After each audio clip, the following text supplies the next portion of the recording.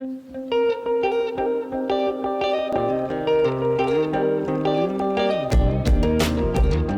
right, welcome back to the Bible in Context. Hey, Nate. It's good to be here again. Yeah, glad Hey, you're back. did you notice it's raining again on us? Dang it, I didn't. One day. Just a little bit. I know. It seems like every time we get together. It really does. Well, we went through our summary last time. It was raining then, too. And so now we're on to chapter 18. Yes. So we're going to keep moving on in the story. And you just mentioned this a minute ago. We're finally caught up to the sermon series. Yeah, so this is very fresh in my mind. This is what I've been studying all week. So hopefully I'll have a few more things to say. Yeah, let's try to keep on track with the sermon series. And maybe, if we can, maybe let's pass it up so we can do some digging before we get there. Ooh, yeah, that would be good.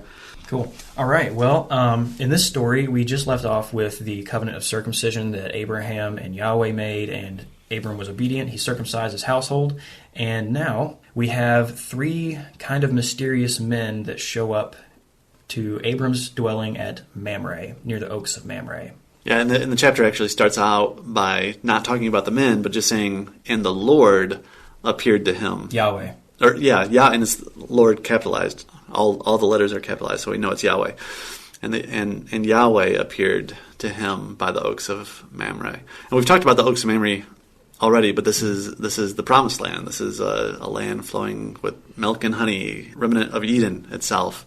Yeah, we talked about in chapters 13 and 14, when he came out of his exodus as well from Egypt, this is where he comes. And then whenever he patches things up with Lot, this is kind of where the story ends. So this is, like you said, this has a lot of Edenic connotations. It has a lot of narrative climaxes happening here. So this is a very elevated spot. Not to mention that it also has some word plays between Mamre, More, and Moriah, those two other Edenic spots throughout the narrative that also are on narrative climaxes. So this is just one of those. This is a very high point to start the narrative with. Yeah. Abram just chilling here at Mamre at his dwelling.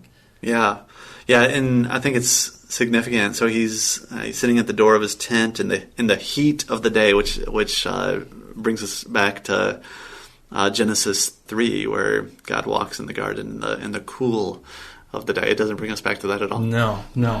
Remember the... well, it means wind. He came in the ruach of the storm.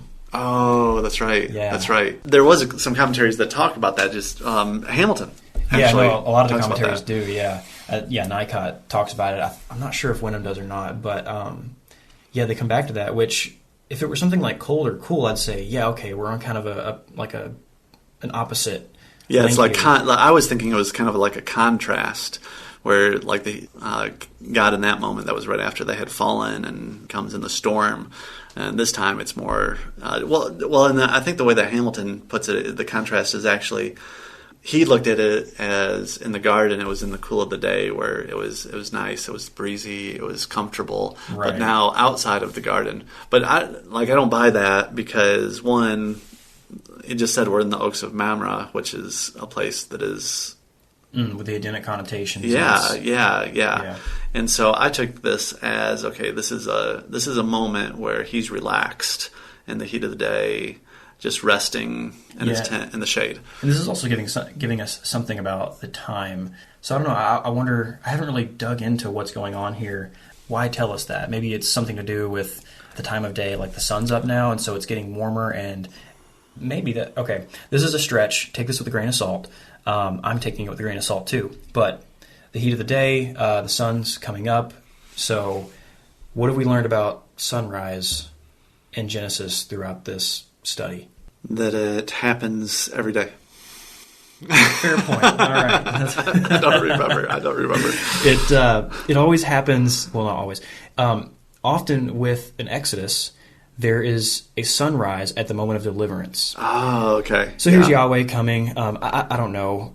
Again, take this with a grain of salt. I'm spitballing here, but I feel like the fact that the Bible uses its dates and its timings very intentionally. I feel like that's what's going on here. Otherwise, it may just be a note that, it's the hot part of the day, so Abraham is relaxing at his tent. That's why he's there and not out doing something else. Yeah, so there's only two other places in Scripture. It's 1 Samuel and 2 Samuel that phrase, heat of the day, just appears twice. and I don't see a correlation. Yeah, I've looked into it before and couldn't really make a whole lot of it just offhand. I'm sure there's somebody out there with a good idea. But Yeah. So for a little now, bit of a mystery there with the timing. It's probably meaningful. It's just hard to tell what the meaning is. Yeah, I do like the idea of it being signifying Yahweh's coming, but at the same time, I don't know. I mean, in Genesis 15, he came at night, so right. Who knows?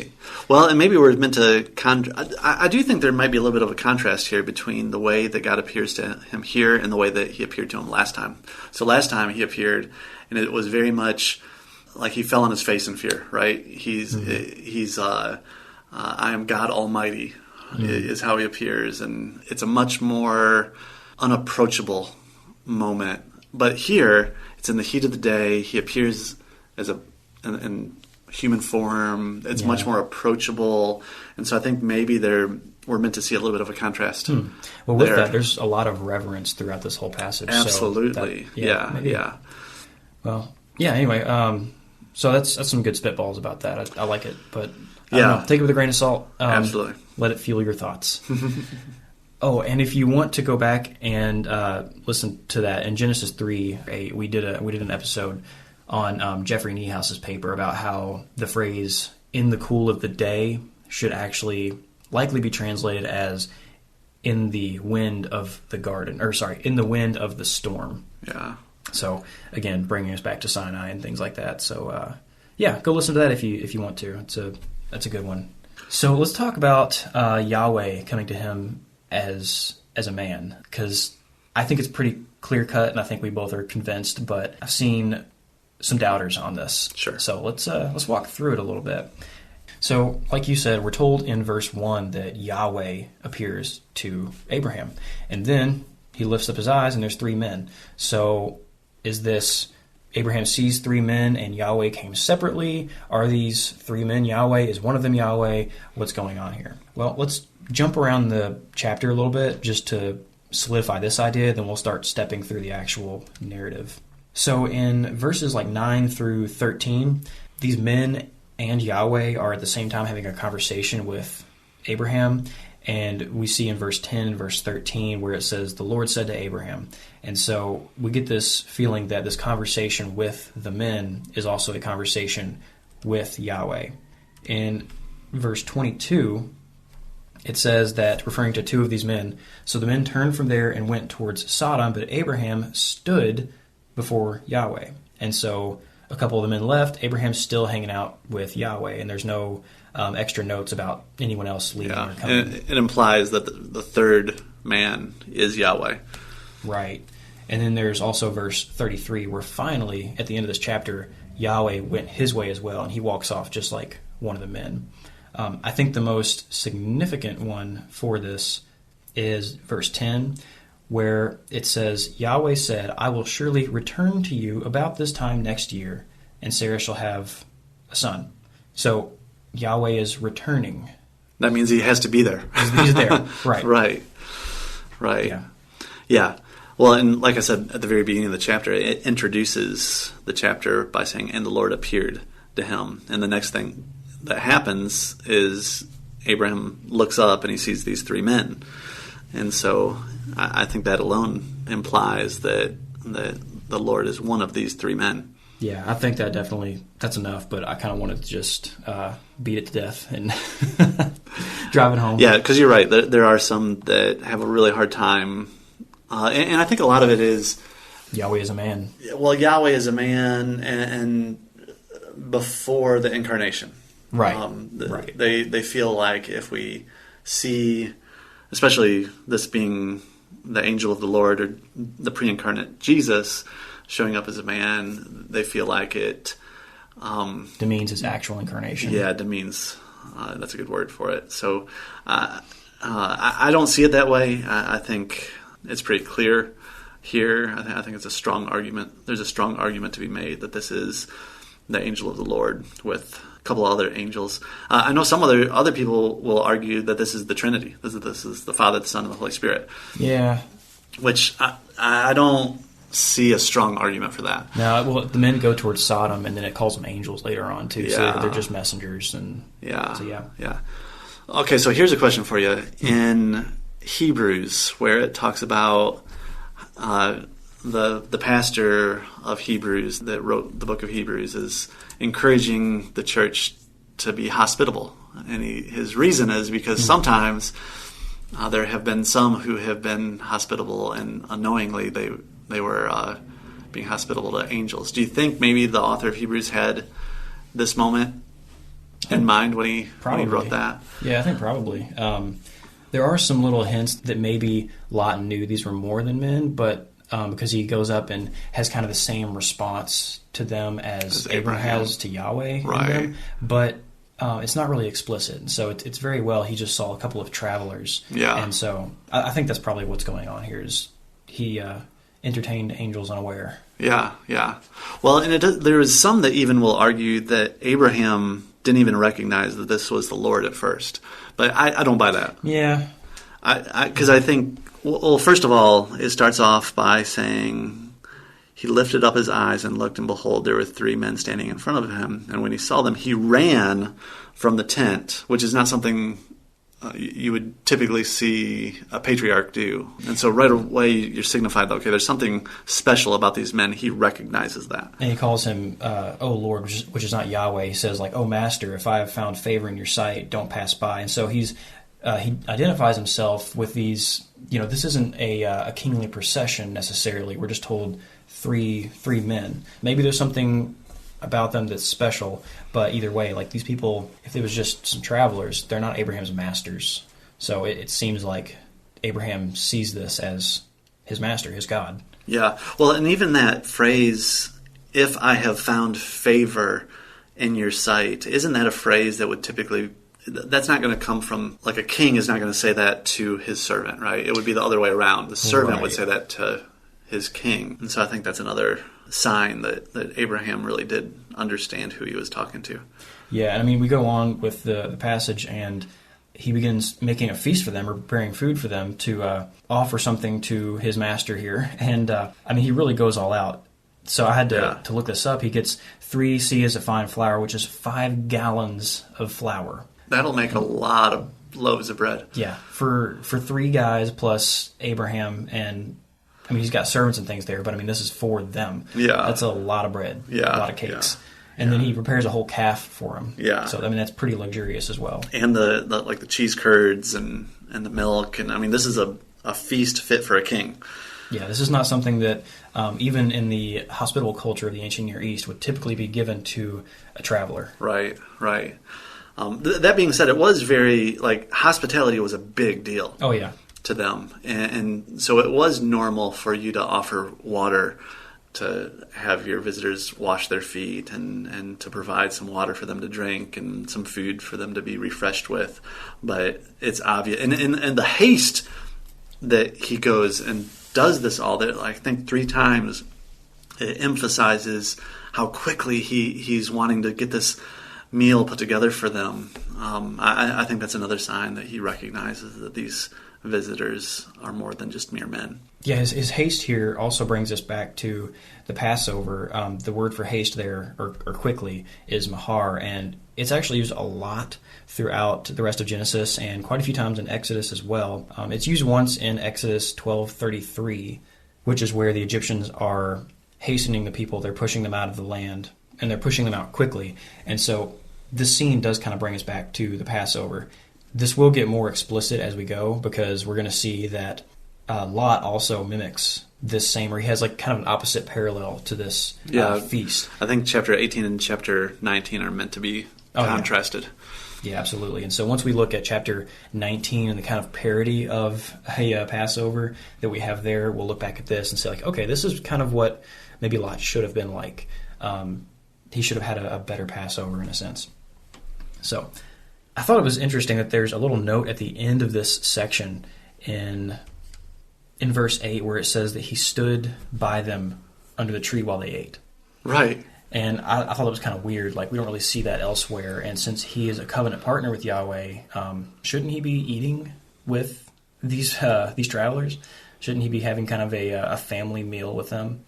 I'm not entirely sure. Again, this is another doing a lot of spitball in this episode, but I'm wondering if this if this isn't another nod towards Abraham's priestly function as he stands by and attends to Yahweh as he offers him food, which we know Yahweh doesn't eat, but in the ancient Near Eastern mindset, offerings were presenting food to your God. And the Bible even says, like, this is more of a formality. Yahweh doesn't eat, but still it's food offerings. So here Abraham is standing by and attending to his God while he gives him a food offering in a way. Right. Yeah. I think that's a possibility. I think another possibility is it just continues showing the humility of Abraham in this moment and kind of takes a stance like a servant in that moment rather than eating with them. There's a reverence aspect to it. Yeah, there's a reverence aspect to it. It would be another possibility. Yeah, absolutely. That's good. Well, so it goes on, and while they're eating, Yahweh says, "Where's your wife?" And I think it's kind of just a funny statement because she's going to, kind of say something to herself in a few minutes, and Yahweh's going to know exactly what she's saying. But here he's, where is she? Like he doesn't know already. Right. Yahweh, he goes on and promises that Sarah is going to have a son next year. And so Sarah, she kind of laughs to herself and says, after I'm worn out and my Lord is old, shall I have pleasure? Shall I have a son? Is Yahweh really going to do this? Is he capable of doing it? Is he actually going to come through on his word? That's what she's asking, which is very similar to the question that Abraham asked a couple chapters ago, whenever Yahweh said, you're going to have a son by Sarah, and he says, that Ishmael would live before you, and he laughs and says, how's this going to be? I'm, almost 100 years old. But those questions are very similar, and I think they kind of get a slightly different response. I think in what Yahweh says, he's very gracious towards Sarah, because he just says, why did she say that? Why does she doubt? He doesn't slam down on her. And he goes on to say, is anything too hard for Yahweh? Look, by the time next year's come around, I'll come through on this promise.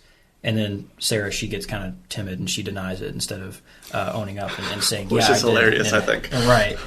And so Yahweh just calls her out flat and says, no, but you did laugh. And then the next sentence is, and then they walked away. Yeah. So he just kind of drops the mic and walks off. It's like, right. Which, you're not fooling me. I guess we don't know what the tone was, but I imagine this was probably a gracious response compared to what it maybe warranted. And it could have been a very gentle, like, no, but you did laugh. And then conversation's over. Yeah. Just saying, look, I know what you did. It's not good, but okay, let's move on. Right. And not dwelling on it. Well, and it does seem that Sarah, after this, takes that question to heart. Is anything too hard for the Lord? And she does come to believe. You go to the book of Hebrews again, and you've got, because of her faith, God empowered her to be able to have this child. Mm-hmm. And so it seems like at some point she did repent of her laughter and believe in the promises of God. Yeah, which I wanted to ask too. Abram laughs and Sarah laughs. So there is, I think, a little narrative difference between the two scenarios.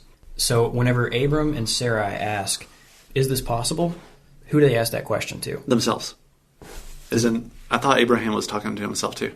I don't know, let's see. I thought not, but it said to himself. Blew your theory. Dang, it did.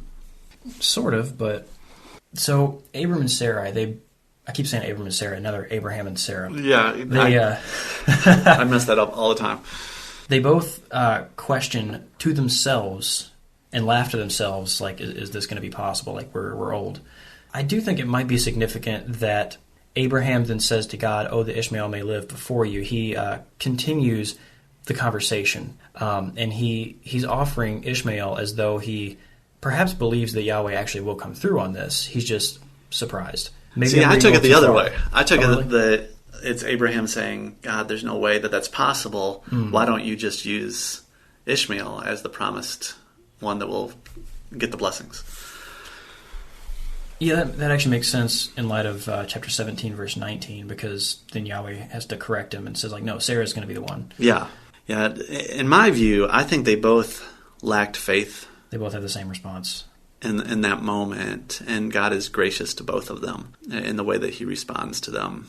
And I think, God understands. They're not, what he's telling them is not possible, which is why I think he asks that question to Sarah, is anything too hard for the Lord? And I think that's the question I think that really spurs her faith on. because she comes to recognize that, okay, no, there is nothing that's too hard for him, and I believe this will happen. Yeah. So now I need to correct what we said a few weeks ago, where I think we talked about how I said that Abram had more of a question that was, but ultimately he was still loyal to Yahweh in that question. He still ultimately believed Yahweh would do it. And Sarah did not. And we compared it to Mary and Zechariah. Yeah, I do remember that conversation. Yeah. And the more I've studied it, though, I don't know that that's right. I think that I'm at a point now where I think that they were both lacking faith, understandably lacking faith because of the situation. And God responds to them both, I think, with a gentle rebuke. Yeah. Yeah, you ripped the rug out from underneath my theory, which I appreciate, but... Well, now I'm trying to reconstruct here. I'm used to you doing that to me.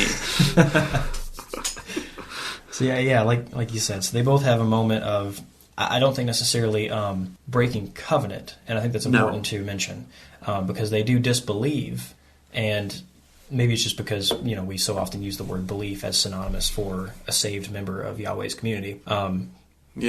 So that's a good point. It's worth bringing up that they had a moment of disbelief, of doubt. Yeah, there's doubts, but they didn't stop. Their allegiance was still obviously with Yahweh. Yeah, and I think that's very evident, especially with Abraham, as he's trying to negotiate with God. Like, hey, why don't you try it this way? Right. And to both of them, Yahweh has the same consistent response. Look, you're going to have this kid. Yeah. Well, thank you for that. Well, and I think it's significant if you go down to Genesis 21, which we'll get to later on. You get the rest of the story with Sarah, that her laughter that was originally this laughter of unbelief, it turns into this laughter of joy, and she even says that the people that are looking at me, that they'll laugh also. At first, I really wrestled with, okay, why is this chapter 18 in here? It's like you're not getting any new information from Yahweh. Like Abraham doesn't get any new information here. What's the purpose of this? But I think the purpose is that Yahweh is coming down to Abraham in a much softer way than he had the last time, in a much more approachable way, because he wants to make sure Sarah hears these words, that she's going to have a child, and there's nothing too hard for me. And I think that's the significance of what's going on here in this chapter 18. Yeah. Because, it says Yahweh appeared to Abram, and the goal of them coming was to go to Sodom. We're going to talk about that in a minute. But why make this pit stop at Abram's? So I haven't really thought about that, but that might be the case. He just wants to affirm the promise to Sarah as well. Yeah. And it does, I think it's a good transition also. That's another purpose of this, is it transitions us into the rescuing of Lot again. Right. And it highlights God's compassion, that he hears the cries of those who are in Sodom. And so he wants to go and see how bad the sin has gotten. Yeah. So after he tells Sarah, you did laugh, and again, I imagine that probably just being like, look, yes, you did. All right, let's go. So he leaves, and they start heading out towards Sodom. And Abram goes with them. I don't know if that's to continue serving or just to be alongside Yahweh while he's able. But maybe just to see him out. Right. Yeah. A good host, right? Right. Yeah, and so what does Yahweh say in verse 17? He says, "Shall I hide from Abraham what I am about to do?" Right, seeing that he's going to make Abram into a great and mighty nation, and a nation that will be a blessing to all the earth. For I've chosen him that he may command his children and his household after him to keep the way of Yahweh by doing righteousness and justice, so that Yahweh may bring about what he's promised. Almost like a divine council moment here. Right, yeah. Yeah, you've got Yahweh having a discussion with these other two spiritual beings. Yeah, and I mean, the most significant thing is he's talking to these guys saying, should I bring Abraham into this conversation? Because I'm going to bring about what I promised him. And what's the promise? He's going to be a king of the nations, a conduit of blessing to the nations. And so he's basically, in the end, Abram is going to have the place of judge and king over even these nations that Yahweh is about to judge. And so he thinks maybe Abram is worthy of being brought into this conversation, being brought into this divine council deliberation. Yeah, and I think the answer to that question is obviously yes, that he brings Abraham into the conversation. Right. You get to verse 20, and then the Lord said, because the outcry, and remember, Abraham's with them in this moment. He's there. So he says this out loud, because the outcry against Sodom and Gomorrah is great, and their sin is very grave. I will go down to see whether they have done altogether, and according to the outcry that has come to me, and if not, I will know. Yeah, well, I mean, I think it just brings us back again to the whole idea of what the image is as representatives of Yahweh, where, yes, we are fallen, we sin, but the typical idea in a lot of circles that I think we've probably both been in of like, we are totally depraved, there is nothing good in humanity. It's like, well, no, we were made to be kings, to be part of Yahweh's decision-making council. And yes, we've fallen and we do dumb stuff all the time, we sin. But we have a very high purpose in our creation. So I think that's just important to remember. Yeah, for sure. He decides, yes, let's bring Abram into this conversation. Let's let him deliberate with us and get his thoughts on what we're about to do. After all, he's going to be the judge of angels one day, like Paul says. So he tells him, like, we're going down to Sodom. We're going to see if the outcry that has come against them is true or not. Are the poor and oppressed of this city actually poor and oppressed as what I've heard in, I guess, their prayers and their outcries are from my messengers that go around. So Yahweh welcomes Abram into this deliberation. He tells them what they're about to go do, and then the conversation continues on to the rest of the chapter. But we're going to talk about that next week. So sudden cut off there, like we usually do, and we'll come back. It's a good spot to stop. I mean, and there's a new heading in my Bible right there too. So those inspired headings. It was, it was meant to be for us to stop right there. Yep.